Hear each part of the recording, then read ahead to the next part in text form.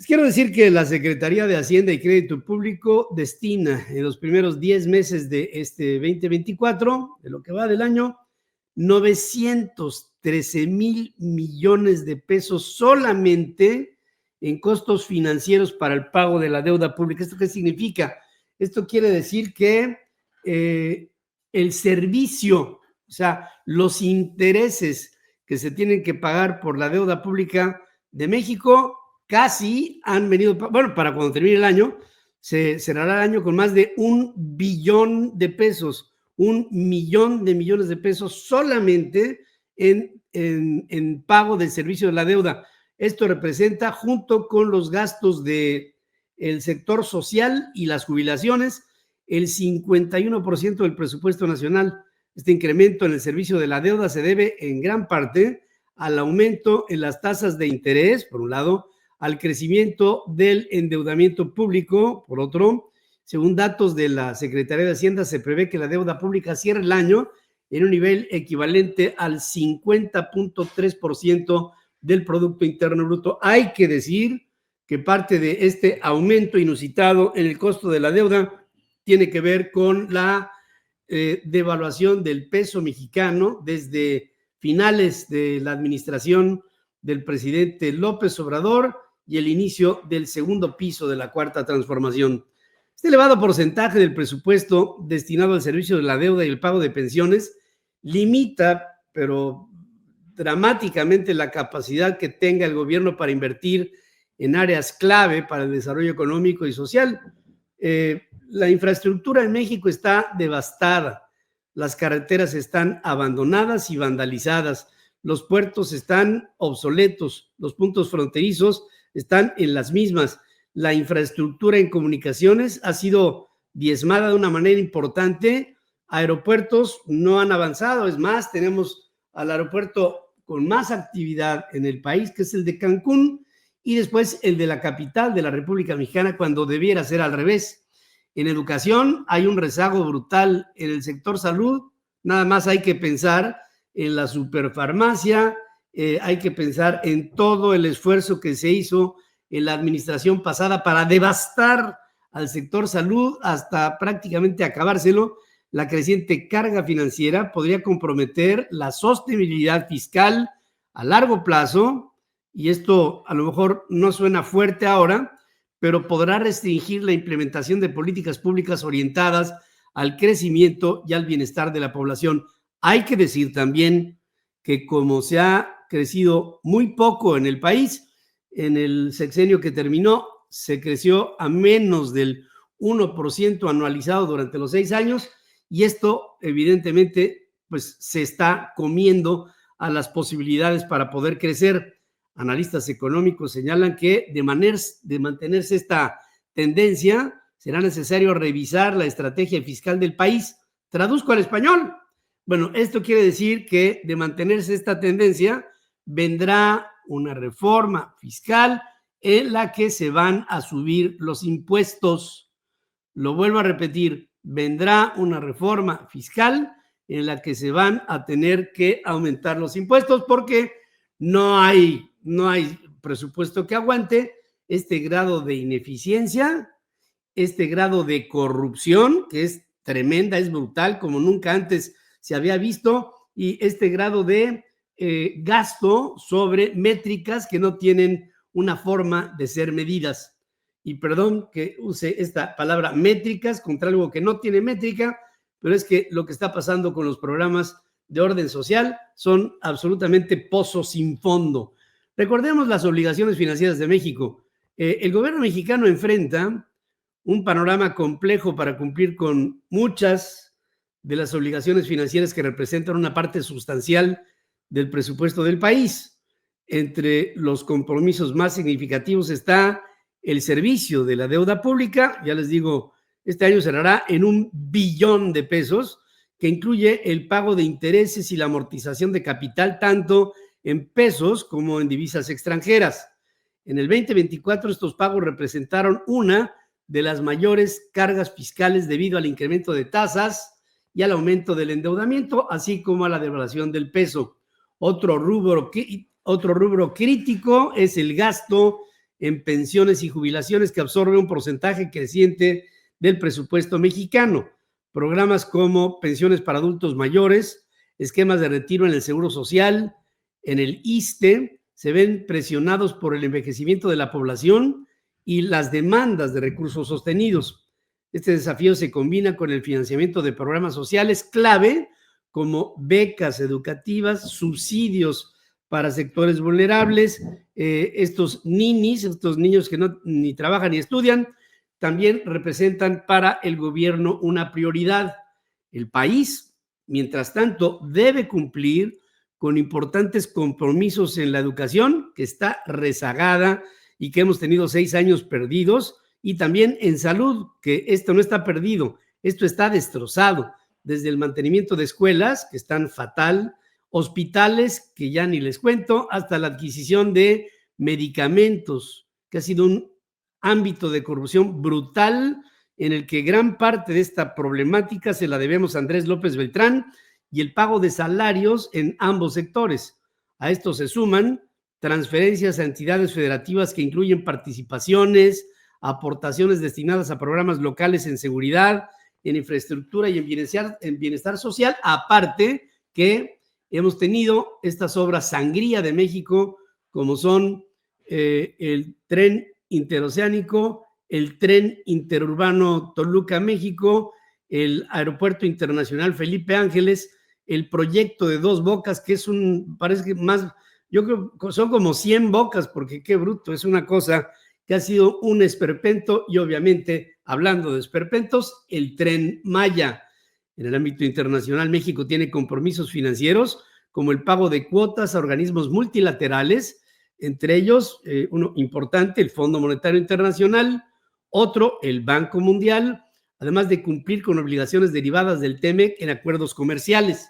Este tema del TEMEC se va a poner mucho más complicado con la entrada del presidente Donald Trump en el gobierno norteamericano.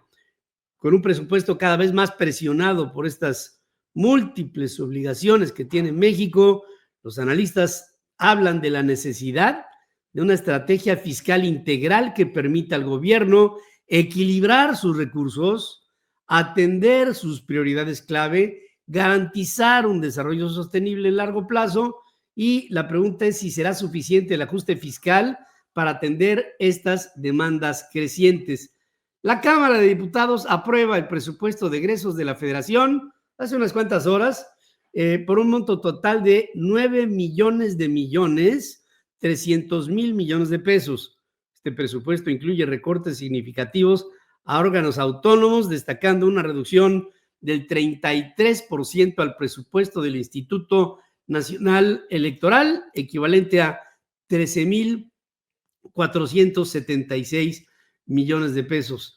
Además, el Poder Judicial está enfrentando una disminución de 14.042 millones de pesos en su asignación presupuestaria.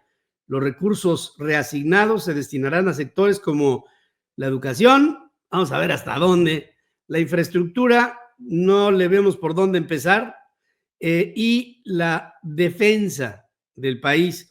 Por ejemplo, se han reasignado 12.460 millones de pesos adicionales a universidades, incluyendo 5.489 millones de pesos más para una Universidad Nacional Autónoma de México, que había pegado de brincos cuando le habían anunciado unos días antes que se le había recortado su presupuesto. Las obligaciones que tiene la Universidad Nacional son enormes. Hay que atender a más de 300,000 alumnos. No hay presupuesto que alcance. La obsolescencia de muchas de las instalaciones en la UNAM son más que evidentes, y esto marca la necesidad de nuevas inversiones. La oposición, por supuesto, critica estas decisiones y señala que no se han asignado recursos adicionales a áreas clave como la salud y la seguridad. Además, expresan la preocupación por los recortes al INE en un año electoral. Ya saben ustedes, vendrá la elección de ministros, jueces y magistrados, que es un verdadero Frankenstein lo que se está armando ahí. Por su parte, el Instituto Nacional Electoral ha manifestado que, a pesar de los recortes, llevar a cabo elecciones programadas, aunque ha advertido sobre posibles crisis en su organización debido a la reducción presupuestaria.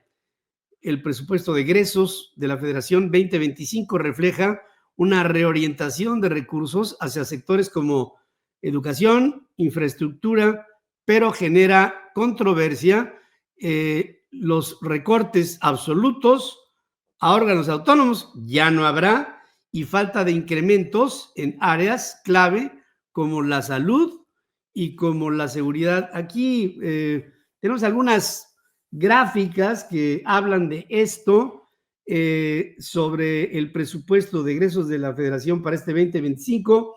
Estamos viendo las reducciones por ramos autónomos, por ramos administrativos y de ahí los ajustes de aquellos que ganan en los recortes o en las reasignaciones. Es decir, en las reasignaciones, Hacienda se lleva 1,100 millones más. La Sedena, que ya saben ustedes que ha sido tradicionalmente pues consentida de los gobiernos de la cuarta, échamela para atrás, por favor. Bueno, ahí está. Ahí, mira, la Sedena, 6,293 millones de pesos más. Agricultura y Desarrollo Rural, que se acabó Acerca, se acabó el suministro de avíos y de fertilizantes, se le inyectan 899 millones más. A la Secretaría de Comunicaciones y Transportes se le aumentan 10,720 millones de pesos más, que no es nada. A la Secretaría de Educación Pública, 17,300 millones. A la Secretaría de Cultura, 3,000 millones, tampoco es nada. A mujeres, casos especiales para mujeres, 2,000 millones. Y la Agencia de Transformación Digital y de Telecomunicaciones lleva 3,000 millones más. Ahora sí, pásame la otra, por favor. Aquí estamos viendo gastos programables del sector público presupuestario para el 2025. Pues en la Defensa Nacional no habíamos visto estos presupuestos que después de todo variaron casi en un 50%, 43% menos. De todas maneras, la Defensa Nacional se lleva 151,000 millones, 152,000 para fines prácticos para el año que viene. Medio ambiente, recursos naturales, 44,300. Seguridad y protección ciudadana, 70,000 millones. Salud, 66,000, 34% menos que el año pasado. Imagínense, por favor, de lo que estamos hablando. Comisión Reguladora de Energía, 200 millones, un 32% menos. La Comisión Nacional de Hidrocarburos. ¿Y saben ustedes por qué se reducen estas dos? La Comisión Reguladora y la Comisión Nacional de Hidrocarburos, porque ahora todo se va a decidir en la siguiente, en energía. Ahí, y claro, energía lo va a decidir con la Presidenta de la República, pero con la intervención de Andrés Manuel López Obrador y de Andrés López Beltrán. Y si no, acuérdense de lo que les estoy diciendo. En cultura, el total que se lleva a cultura son 12,000 millones. El Instituto Nacional de Transparencia, Acceso a la Información y Protección de Datos Personales estará extinta pronto. No hay ni más que hacerle. El Instituto Nacional de Estadística y Geografía, 12,254 millones de pesos. Esto significa un presupuesto de menos 17,3%. Así es como están las cosas. En esta reasignación estamos viendo cómo el país se está endeudando más. La deuda va a ser de, por lo menos, la adquirida de 2 millones de millones más, acumulados a los 2 millones de millones del año pasado, del presupuesto de egresos de la Federación del 2024. Y esto nos va a poner para los próximos, miren, para la administración de Claudia Sheinbaum, para cuando termine la administración de Claudia Sheinbaum, si no crecemos a un porcentaje razonable de además que podríamos, entre el 3 y el 4% anual, vamos a ver limitada, o sea, atado de pies y manos al país en el año 2030. La situación es acuciante, es muy problemática y tenemos muchas cosas que superar.